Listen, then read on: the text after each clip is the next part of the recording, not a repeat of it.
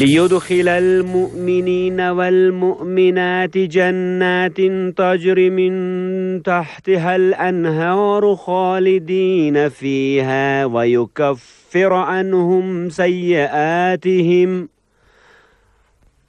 وكان ذلك عند الله فوزا عظيما ويعذب المنافقين والمنافقات والمشركين والمشركات در اینجا چی گپ هست؟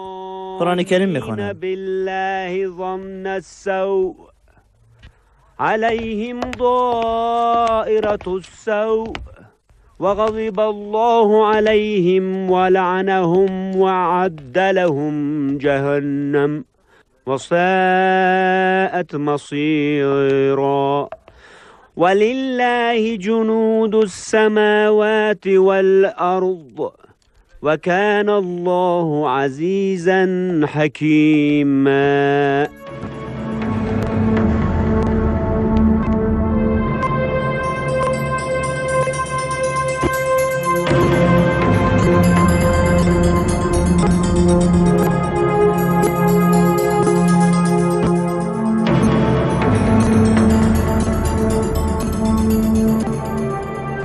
شما در اینجا چیکار میکنین؟ قرآن میخوانیم. شرمم نمیکنی میگی؟ چرا شرم کنیم آقا صابر؟ در ماه رمضان قرار داریم. قسمی که میفهمین این ماه مبارک در عین زمان ماه قرآن هم هست و ما هم وای وای وای اعتراض ها؟ ما به خاطر قرآن خواندنتان پیسه بتیم یا به خاطر کار کردنتان؟ اما فعلا وقت نان چاشت است. به کسی ضرر ما نمیرسه. من در این فابریک عادتهای قرون وسطا را من نکرده بودم، اما من هدف شما را خوب میفهمم. کلتان انسانهای متعصب هستین. متعصب. با داشتن ایمان، عبادت کردن، خواندن کلام خدا انسان متعصب میشه؟ من دیوانه نسازین. این کلام خدایی که شما ازش بحث میکنین پر از گزافه گویی ها و فلسفه های بی مورد است. فایده و درآمد کلام خدا زیاد میکنه ها؟ به خود بیاین. شما متوجه هستین چی میگین؟ شما قرآن را که کلام خداوند است توهین میکنین. با این گپایتان گرفتار میشین. گرفتار؟ گرفتار میشم ها؟ امرای ما بیاین. کلتان بیاین. بیاین ببینین که من چطور گرفتار میشم. این چی میکنه؟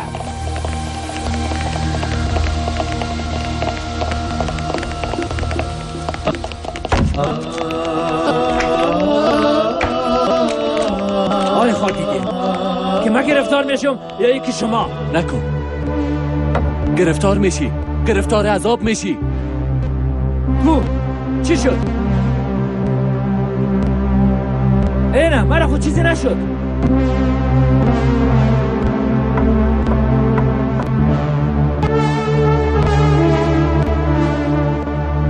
من نگفتم براتون نشان میتون؟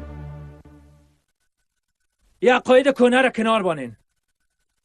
به خاطر تولیدات اقتصادی در کتابا ضرورت نیست.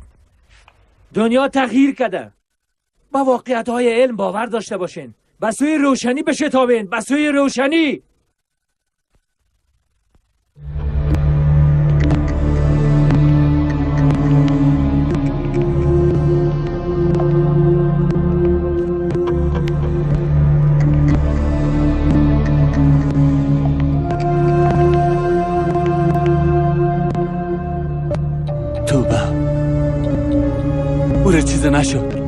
چیز نشد. امکان نداره. چیز نشد.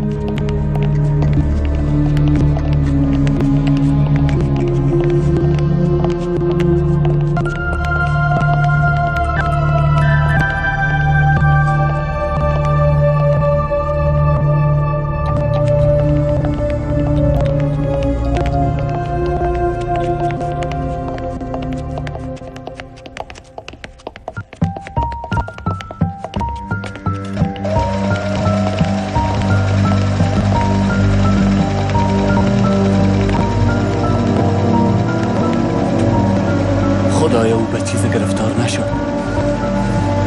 چرا او هیچ چیز نشد؟ کسی که این کار میکنه چطور زنده مانده میتونه؟ پدر مادرم بر من دروغ گفتن. پدر کلانمان برم دروغ گفتن.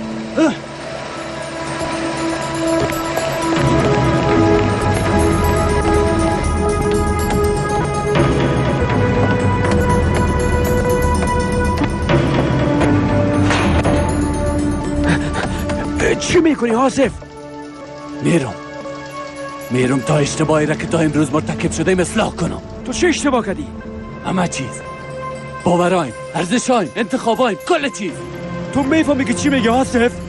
تا حالا من اشتباه کرده بودم. کسی که عمل بعد انجام میده او را هیچ چیز نمیشه. اما بعد از این من میفهم که چی کنم. آصف صبر کن، کجا میری؟ گفت مرا گوش کن آصف، کجا میری؟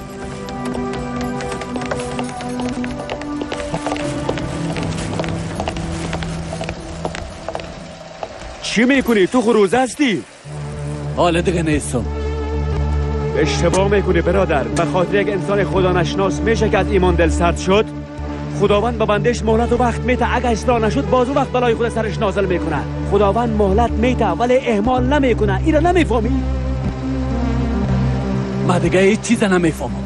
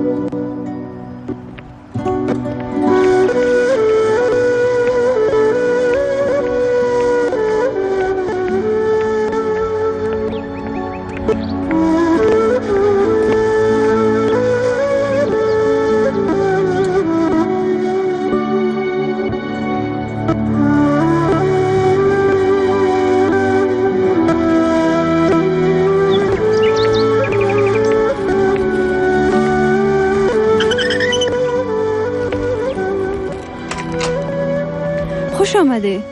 کدام چیزی شده که وقت آمدی؟ بسیار چیزا شده.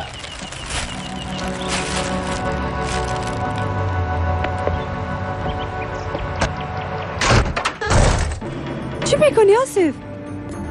چیزایی که به درد نمیخوره از زندگی خود دور میکنم. نفهمیدم این چی دیوانگیست که میکنی؟ دیوانگی نمیکنم، بسیار جدیستم. اگه کتاب مقدسم در برابر بدیا بی‌پروا باشه دنیا را من نجات خود دادم. چی میگی؟ من خود چیزی نفهمیدم. چشمایت روشن. شبام دیگه تو را خسته نمیسازم. بعد از این روزم وزم دیگه خبری نیست. تو را چی شده آصف؟ هیچ. روزایی که روزه گرفتی چی کردی؟ کاروبار روزه نگرفتگی یاد جایش است. تو هم ختم میکنم گفته خدا دیگه خسته نساز. واقعیت های زندگی فرق میکنه. به این وضع فکر کردن به چیزهای دیگه به کار فکر کنه. همراه دین و ایمان شکم سیر نمیشه.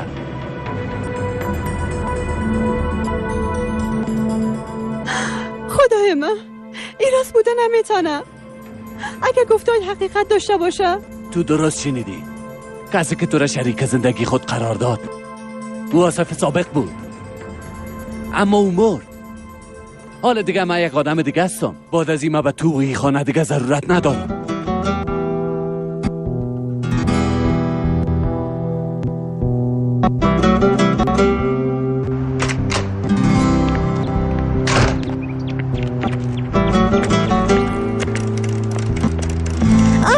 جان خوش آمدین.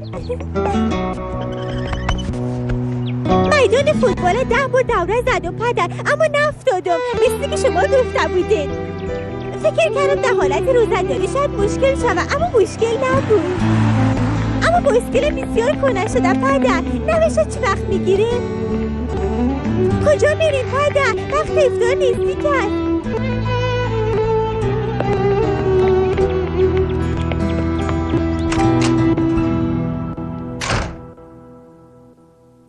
مادر، پدر من چی شده؟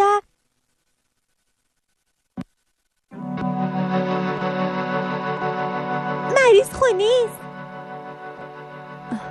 نه بچه، مریض نیست. در خارج از شهر کار پیدا کرده. از اینکه از ما دور میشه غمگین بود.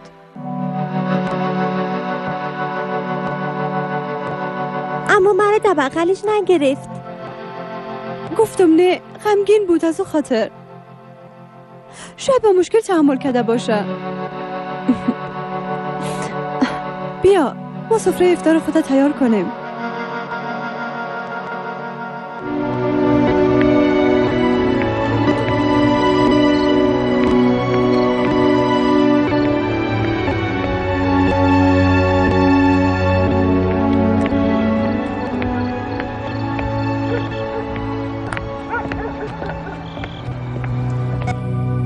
پروردگارا با رزقت افطار میکنیم و خاص به خاطر تو روزه گرفتیم. این خوشی افطار به مؤمنان نصیب کردی و اشخاص غیر مؤمنان نصیب کن و به قلبایشان هدایت نصیب کن. آمین. آمین.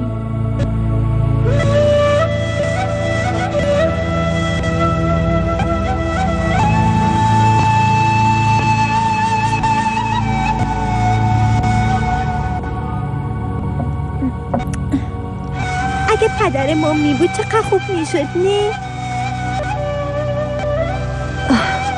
ناراحت نباش بچم. پدرت در زودترین وقت پیش ما پس خود آمد.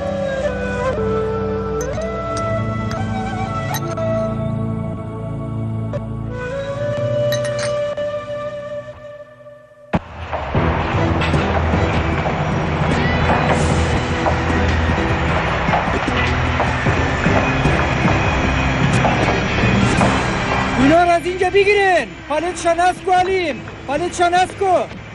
همین که کارهای بیرونیش تمام شود دیگه خلاص است. بله نظر نشه کار ساختمان بسیار سریع پیش میره. در ظرف 8 ماه رسیدن به این حالت از سال تو عوام خوب است. تو چقدر خوش قدم هستی به خدا. وقتی که پدرت زمین ها رو خریده بود پدر ما او رو دیوانه میگه. کی میفهمید که در سر این کوه اجازه ما رو خانه داده میشه و زمین های ارزش پیدا میکنه. همونطور است. ما هم انتظارش نداشتم. از بعضی افکار بیهوده که نجات یافتم تعلیم روشن شد. ما به همین تعجب کردم. وقتی که تو زنگ زدی و گفتی که ساختمان ها را به شراکت اعمار کنیم در دلم گفتم که همراه این انسان های متعصب چطور کار را پیش خواهد بردم. اما وقتی که دیدم آصف ما هم عقیده ما شده. آفرین. شنیده بودم که همراه دختر کدام حافظ عروسی کرده بودیم، اما که بسیار با حجاب بود. حال کجاست؟ جدا شده؟ اولاد نداره؟ گمش کن. او با مفکورای ما موافق نیست. مانع کار ما میشه. به هر صورت گمش کن. هر انسان از خود یک دوره جهالت می داشته باشه. بعدش موگا میشه و کارهای سربرا میشه. ثروتش بیشتر و بیشتر و بیشتر میشه. بیشتر و بیشتر. هزیام کده بیشتر خواهد شد.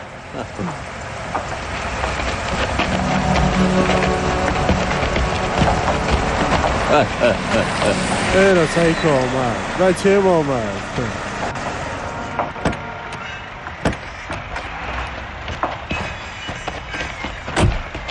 بچه پدر بچه یا بچه پدر بیا یک چیزه برات نشان بتام. چی را نشان میتی بچه؟ اوه چقدر مقبول است. خریده بسیار مقبول است بچه. با خیر استفادهش کنی. شیر بچه شیر بچه. با بچه میزه با شیر بچه. بچه قنده. آفرین بچه مبارکت باشه. با خیر کنش کنی. آفرین.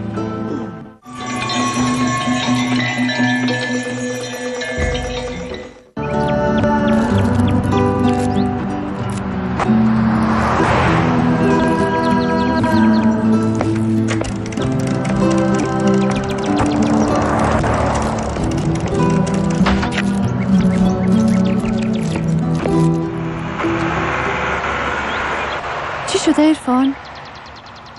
این بایسیکل دیگه بسیار خورده است. چوکیش هم خراب شده. پدرم چی وقت میایه مادر؟ چی وقت بایسیکل نو میخره؟ دیشب وقتی که خواب بودی زنگ زد. کارش کمی طول کشیده. یک ذره دیگه هم صبر کن بچم.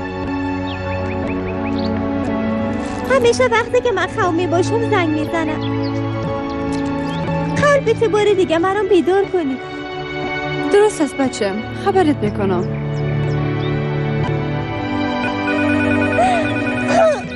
زنده باد. حتما پدرم هست انشالله.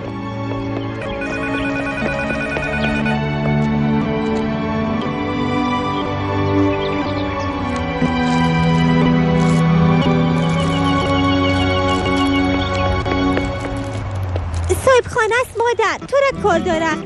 تو برو، من اونا رو جمع میکنم.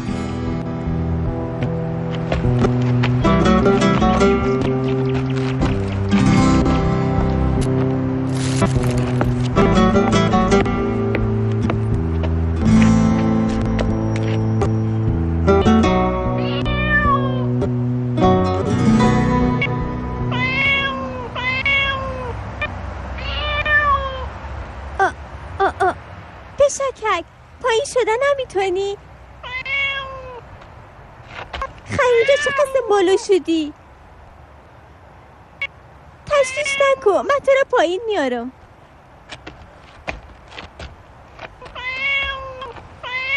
هرچی بگوین حق با جانب هستین کاکا رجب. میفهمم دمای ششم هستیم، اما براتون گفته بودم شوهرم خارج از شهر کار میکنه. ده همین نزدیکی ها میه. باز وقت همیشه یک جای براتون میتونم انشالله. ما بیشتر از این منتظر بودن نمیتونم دختره. ما پیرمرد هستم کمرای کرار روزگار خود تیر میکنم. وقتی که شما کرار ندین همه کارای برام میخوره. اگر در ظرف 10 روز کلش تحویل نکنین بسیار میبخشید. مجبور هستم شما را از خانه بگیرم. کوشش میکنم یک چاره پیدا کنم کاکا رجب. خدایا حالی چی خواد کردم؟ کمکم کو پروردگارا. من این پسر از کجا پیدا کنم؟ با همکاری همسایه تا کجا برم؟ نان خوردنم برای ما نمانده.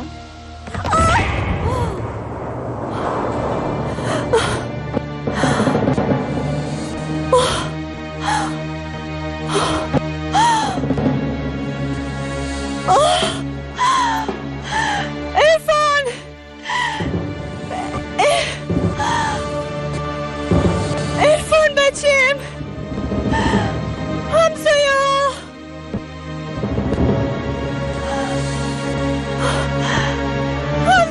کمک کنین، کمک کنین، کمکم کنین، کمکم کنین همسایه، کمکم کنین بچیم.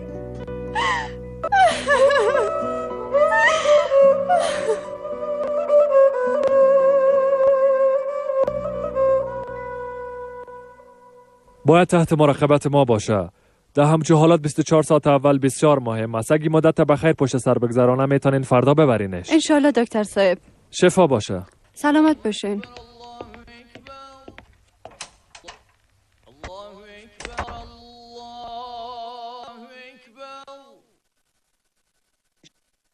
أشهد أن لا إله إلا الله أشهد أن لا به حرمت از آنها و به برکت روزهایم بچه مرا برم بازگردان خداوندا. با پدرش معلوم بساز خداوندا. ده هر جایی که باشه برش احوال برسان. یک وسیله برش احسان کن. او را از راه های منحرف نجات بده. حقیقت برش نشان بده خداوندا.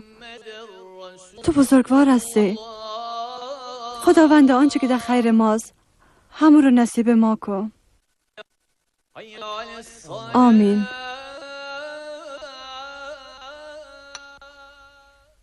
بیننده های عزیز، یک بار دیگر از برنامه خبری زندگی ما برایتان سلام تقدیم می‌داریم. امروز کوچه ها را گشتیم. خواستیم آنانی که اطفال را می‌بینند و صدایشان را نمی‌شنوند این گزارش را به سمعشان برسانیم. بله. یک چند دوست رفیق به محل کار جمع شدیم و غذا می‌خوریم. زود تو هم بیا و این فرصت از دست نده. دلم بسیار نارام است. چیز دلم نمیشه. خوب است دیگه. بیا که ناراحتیت از بین بره. باز می‌بینیم. من می‌بینم تا کار ندارم. زود بیا. چرا گریه میکنی؟ از اینکه پدرم نیست ملت میکنن. اما چیزی در کلام شدنم نمانده. وقتی کلام شدم ما رو خود زدم.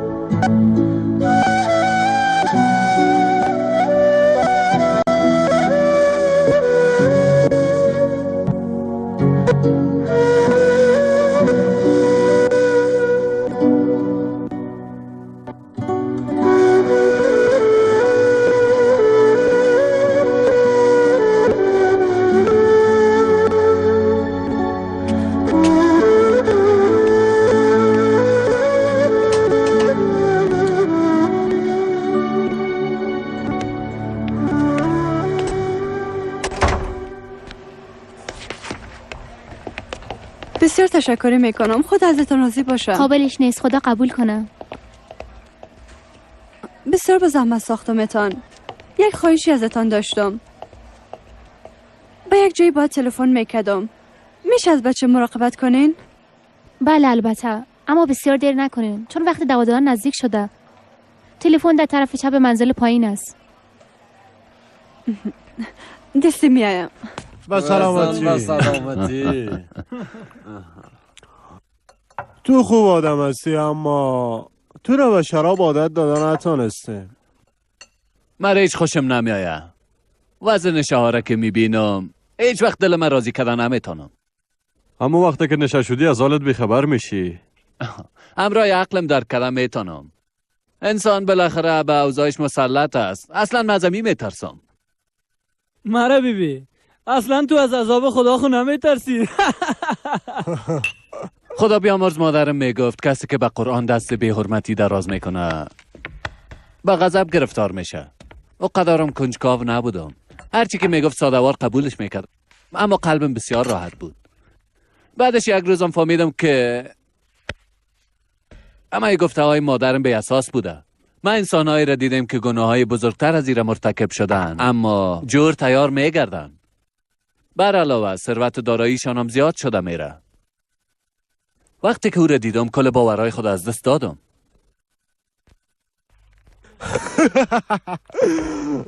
خوب است که ایره میفهمی. چیزی به نام گناه وجود نداره برادر. اصلا دوری جستن از ایشونوش گناه. من از وقتی که خدا به یاد دارم شراب می نوشم. به نظر شما به کدام غضبی گرفتار شده؟ آیا مقبول نیستم؟ اصلا کسی که از ایشونوش زندگی لذت نمیبره او گرفتار میشه.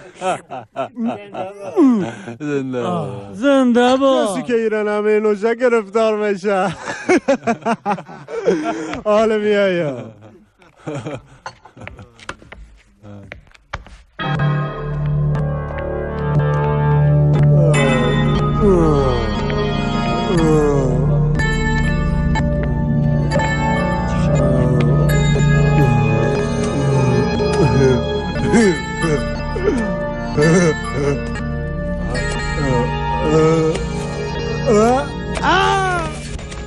هایدر! هایدر! چی شد هایدر؟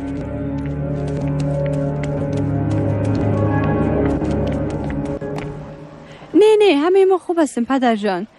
چیزی برای نگرانی وجود نداره. اما همون مقدار پولی را که گفته بودم روان کرده بتانی بسیار خوب خواهد شد. آصف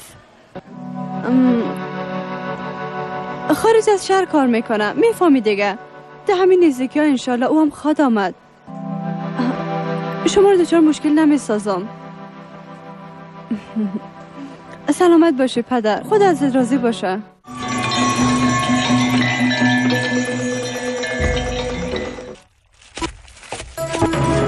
هایدر تو خوب هستی؟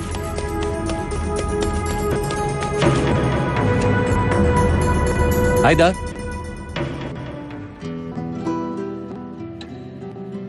یک دانه مادر خود. انشالله خوب میشی بچم. بچه که مقبوله.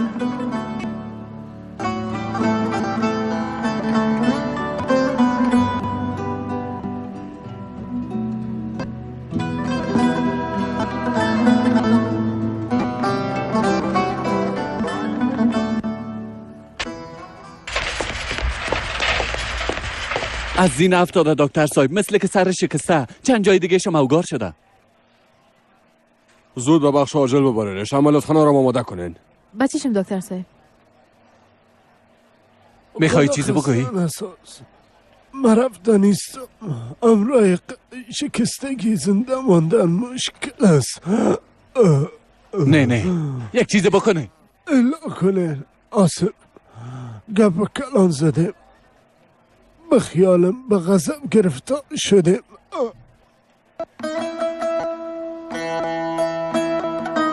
جان داد. ساعت 4:37 دقیقه است. با فامیلش خبر بده. بله.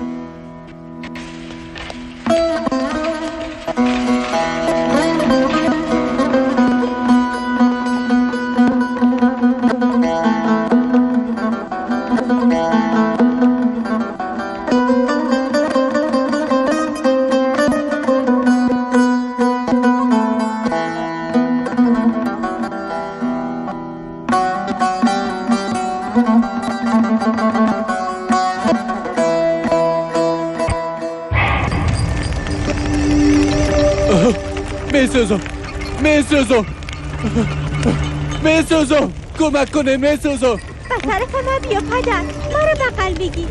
از اینجا بیرون شو پدر. پدر نترس، دستت دراز کن. بیا پدر، تو را نجات میدم. لطفا دستت بده، پیش من بیا. دستت دراز کن، دستت بده، پیش من بیا.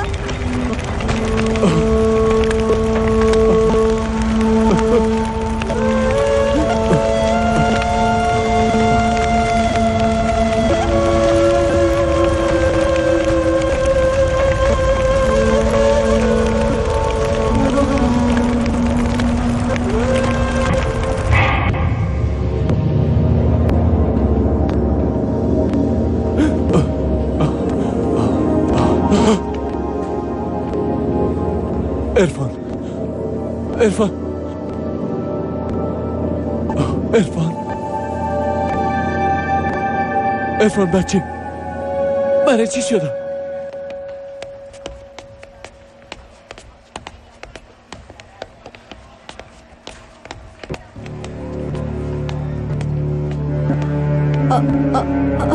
تو؟ گوهر؟ خدا را شکر. اینجا چه کار میکنی؟ چه قسم خبر شده؟ کی تو خبر کرده؟ از چی خبر شده؟ از عرفان خبر نداری؟ بچه ما از درخت افتاد آصف. راست میگی؟ خدا رو شکر که چشمشو باز کرد. خطر رفت شده. من به بانک میرفتم. قرار بود که پدرم پیسه روان کنه. مرا پیش بچه میبری؟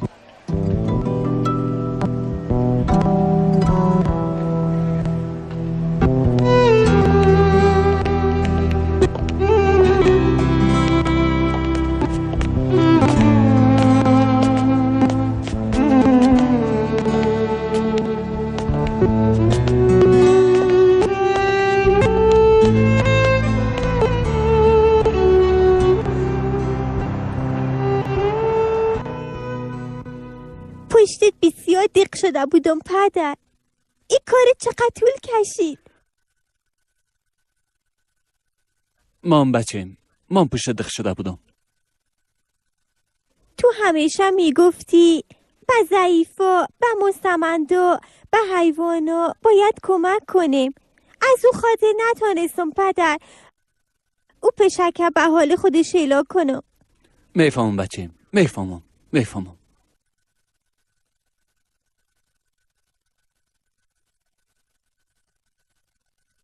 من تو را در خوابم دیدم پدر. تو در داخل آتش میسوختی. من تو را نجات دادم. دخو دیگه نمیری پدر نه؟ نمیرم بچیم، نمیرم. زنده باد. خواهی به من بایسکل میخری نه؟ حتما میخرم بچه. چی وقت میخری پدر؟ همی که جور شدی. من خوب هستم پدر. فردا بخریم بایسکلم. وقتی که بایسکل خریدی از دیگه خوبتر میشم. میخرم بچیم، درست است.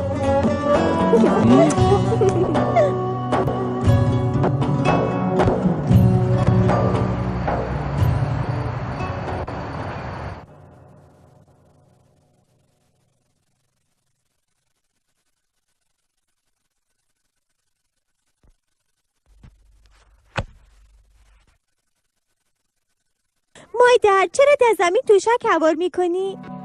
از خاطر پدرت بچم. پدرم چرا اینجا خو میکنه؟ دیشب از خاطر تو بیدارخوابی کردم بچم. پدرت بخیلی گرفته. او میخواه امشب پیش تو باشه. اما من واقعا خوب هستم پدر. خیر است، اما ما بازم میخوایم پیشت باشم. اگه میخوای پیشت خو نکنم بگو. چرا نمیخوایم؟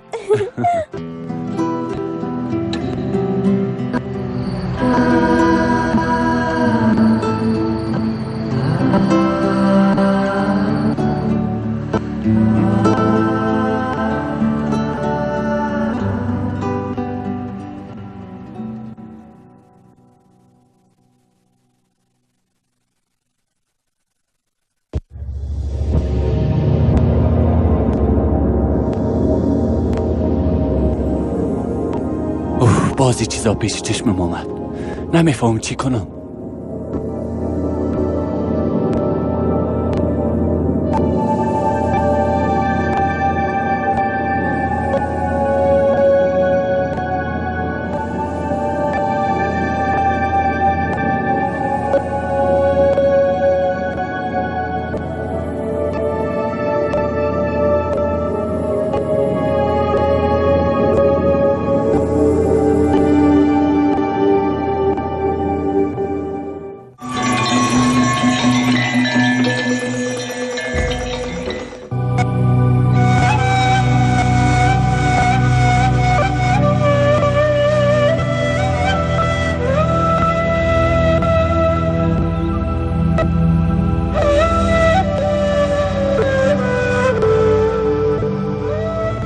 خداوندا، از تو سپاسگزار هستم که این روزها را به من نشان دادی.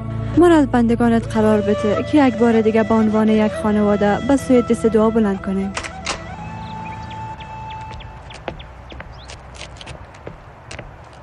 به نظر تو کدام رنگش بگیریم پدر؟ سبز یا آبی؟ خودت میفهمی بچه.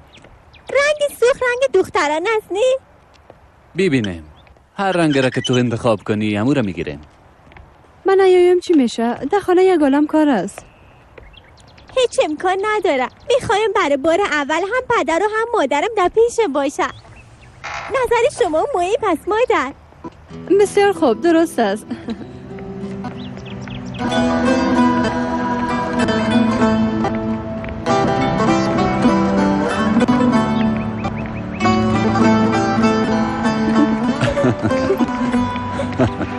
زیاد دور از پدر؟ نه بچه، کم مانده که برسه.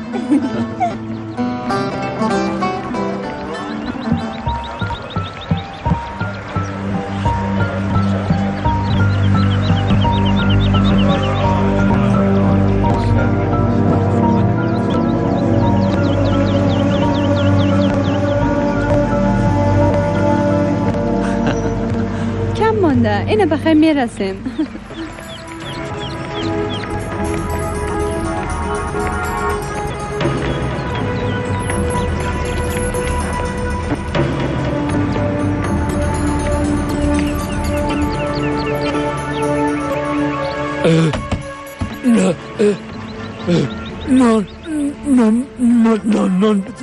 نان یکی از پدر چی میخوایم؟ نترس بچه، گمش از اینجا، گمشو گمش از اینجا. آصف تو چی میگی؟ گمش از اینجا. شما آصف هستی؟ مسابر هستم.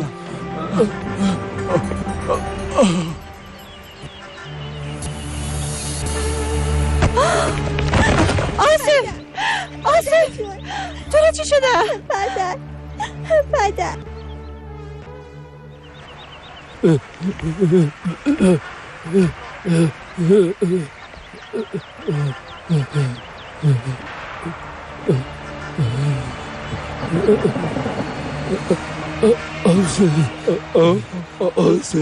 چی؟ تو صابر هستی؟ اوه خدای من چی کردم؟ خدای من رو ببخش. من چی کردم؟ ای خدا من چی کردم؟ خدای من رو ببخش. لطفاً من رو ببخش خدایا. خدایا من رو ببخش. او به کسی ضرر نمیرسونه بچه. من چی کردم؟ من چی کردم خدایا؟ من چی کردم؟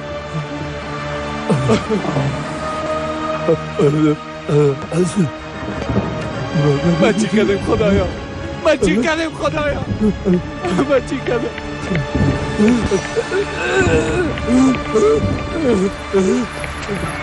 پدر من چی شده مادر؟ باز مریض شده؟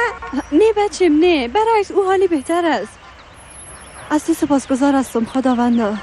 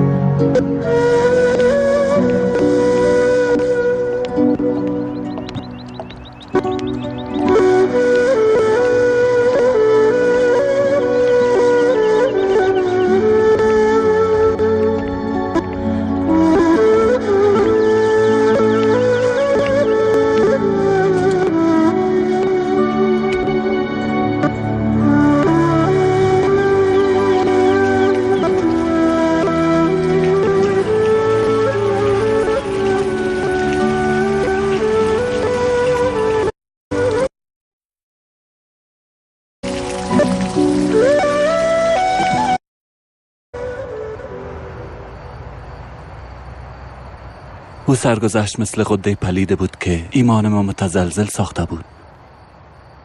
سالها بود که خدا با ایمان فکر میکردم، اما زیربنای ایمان ما چقدر ضعیف بوده. چقدر بیخبر بودم که به خاطر هرزگی یک انسان بی ایمان خود از دست دادم.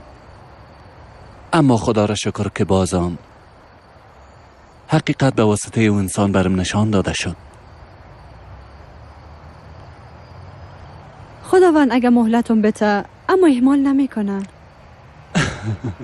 این جمله را میگی که سلیم بیادر میگفت. خداوند ازت راضی باشه. در برابری افراطگراییم با رشادت برخورد کردی، به خصوص بچیم. مرا قدر دوست داشت که خداوند دور در خوابایم دخیل ساخت و قلب ما به این لحظه آماده ساخت. اگه دعا و محبت شما نمی بود من تباه شده بودم. کسی در این خانه نیست که برای من قصه بگویه. من خو نمیبرم.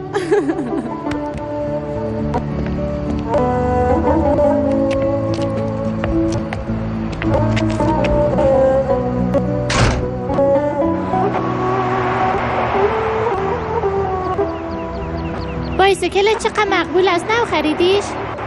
پدرم خریده. هر وقت که دلت شد تو میتونی سوار شوی.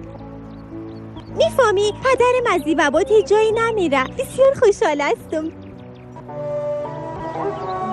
رنگش چقدر مقبول است، زنگم داره. زنگشم خوبه شد.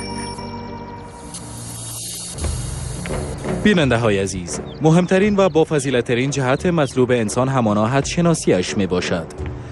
زیرا انسان‌های حدشناس بالاتر از موقف خود حرف میزنند و او را به رفتارهای سوق می‌دهد که مایه سرنگونیش می‌گردد. این چنین اشخاص قسمه که در حکایت ما گذشت بعضاً در این دنیا مجازات شده و خوار و زبون می‌شوند و بعضاً همان گونه که دعواهای بزرگ به محاکمه‌های کوچک واگذار نشده به محاکمه‌های بزرگ راجع می‌شود، همان گونه نیز سوال و جواب و جزا به محاکمه کبرا واگذار می‌شود.